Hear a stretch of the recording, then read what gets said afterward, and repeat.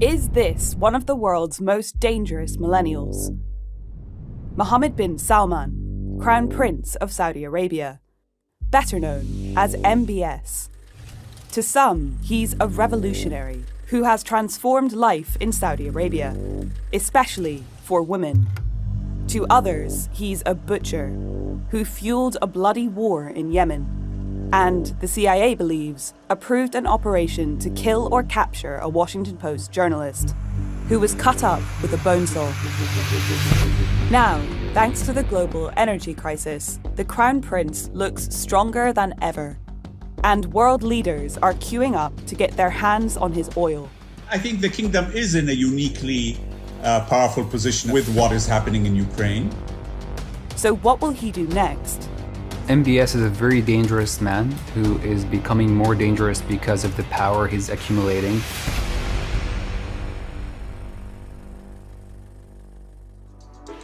After hours in Saudi Arabia, men and women mixing freely, and a female DJ on the decks. The Economist's Nicholas Pelham was filming the scene. I think I had to do a double take. It was really quite an astonishing sight. Just a few years ago, all this would have been illegal. Public entertainment was banned, and unmarried men and women were not allowed to socialise. Saudi Arabia, for all the time that I've known it, until about the last 5 or 6 years, has been a society where public space was ruled by religious police. What I found so hard to grapple with was just how normal it all felt. I don't understand how you can live with one set of values and then supplant them with another as if nothing had really happened. In the past, Saudi Arabia was governed according to a strict interpretation of Islam. Clerics controlled everything, from social life to the role of women. The kingdom really was ruled through a joint venture, if you want, between the royal family and the hardline religious establishment. And it was an ultra-conservative establishment. Controlled education, controlled the public narrative. That was until the rise of Mohammed bin Salman. The young crown prince stripped the clerics of their power, increased women's rights, including giving them the right to drive, and all in a radically short period of time. If you look at it in a historical context of what societies had to go through to neuter their conservative right-wing religious class, that usually only happened with civil wars. This has all happened without a single cleric being, killed or no violence on the streets. And I think that is virtually miraculous, really. So who is the man behind these changes? MBS is a millennial who enjoys flaunting his wealth. He splashed out over £200 million on a French chateau. The Economist was given a rare chance to sit down with him in 2016 and found a prince ready for power. There wasn't a single question that he shied away from. His responses were imaginative and detailed, and he was forthcoming. And I think what came across perhaps most stridently was a sense of conviction. He really believed in his ability to change the kingdom. Despite his confidence, few could have predicted MBS's rise. In Saudi Arabia's ruling dynasty, the House of Saud, power usually passes sideways, from brother to brother. MBS's father, Salman, had several older brothers ahead of him in line for succession. But when two died, he was able to take the throne, opening up the way for MBS to succeed him. Although he still had several older half-brothers ahead of him in line for the throne. It wasn't clear that the line of succession was going to pass from one generation to the next. And if you were going to move to the next generation, there were many princes who were far better known. Mohammed bin Salman was an unknown quantity. But his father, Salman, had a soft spot for him. So when he became king in 2015, he increased MBS's portfolio. These are just some of the titles he was given. Then in 2017, according to insider reports, MBS forced his cousin to step aside as crown prince. There seemed to have been something of a standoff. Mohammed bin Naif and his guards were disarmed. Mohammed bin Naif was told that your time is up. The Council of Allegiance has decided that you are no longer the crown prince and I'm going to fill your shoes.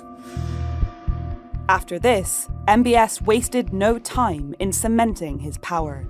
It's a shakeup sending shockwaves across the kingdom and the world. Saudi Arabia detaining top officials in a sweeping corruption probe. He invited the wealthiest men in the kingdom, along with the world's business elite, to a conference on the future of the Saudi economy, a self-styled Davos in the desert. And a short time later, he used the opportunity to hold many of them in a luxury hotel.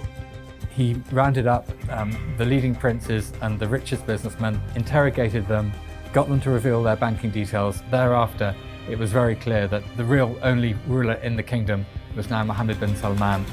Since then, his aggression and repressive behavior have escalated. He has consolidated power around his own court. Human rights groups estimate thousands have been detained. And in March this year alone, 81 were executed. The government has maintained an extremely tight control of society. And I think that is a price the kingdom has had to pay for social peace as it transitions through this wrenching process. Some are much more skeptical. Khalid al-Jabri says he knows firsthand how brutal the regime can be. When all you have is a hammer, everybody becomes a nail. That's exactly what MBS is doing. And his list of victims will keep expanding inside and outside Saudi Arabia unless somebody decides to put a check on him. Khalid lives in America, but his roots are in Saudi Arabia. I come from a big family in terms of Western standards. I'm the eldest, 6 boys and 2 girls, including Omar and Sarah. They were funny, smart, very, very ambitious. In 2017, Omar and Sarah were banned from leaving the kingdom. 3 years later, they were seized by the authorities.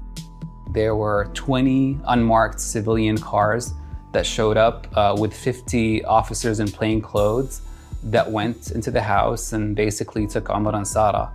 Khalid's father was an advisor to the former Crown Prince, Mohammed bin Nayef. Khalid thinks his siblings' travel ban has been used by MBS to try to pressure his dad to return to the kingdom. And he has seen messages from MBS to his father, which he believes support this. What's so unique about our case is Mohammed bin Salman can deflect responsibility on rogue agents or that he doesn't know about it.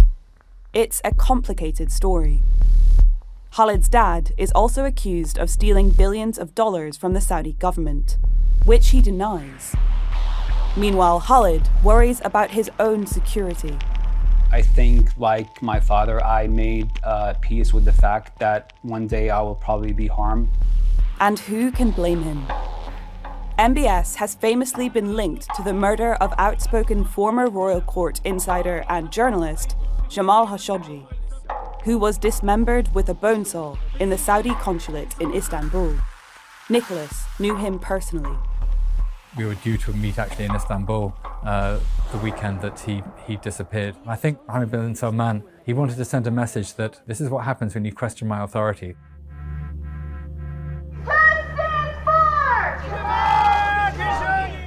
MBS has said he takes responsibility for the murder, but denies ordering it. For a time, it looked like the killing could jeopardize the kingdom's relationship with one of its closest allies, America.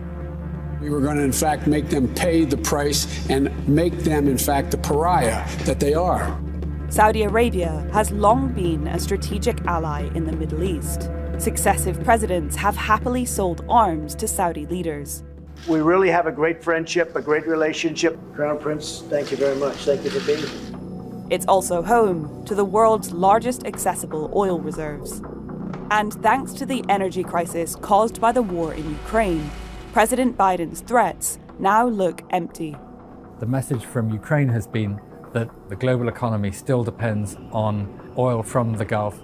It was also significant that it wasn't just Biden who came to Saudi Arabia. It was also the most powerful leaders in the Arab world. It was almost as if Mohammed bin Salman was sending the message, I am your address in the Middle East. If you want to have a relationship with the Middle East, if you want to keep Russia and China away from dominating the region, deal with me.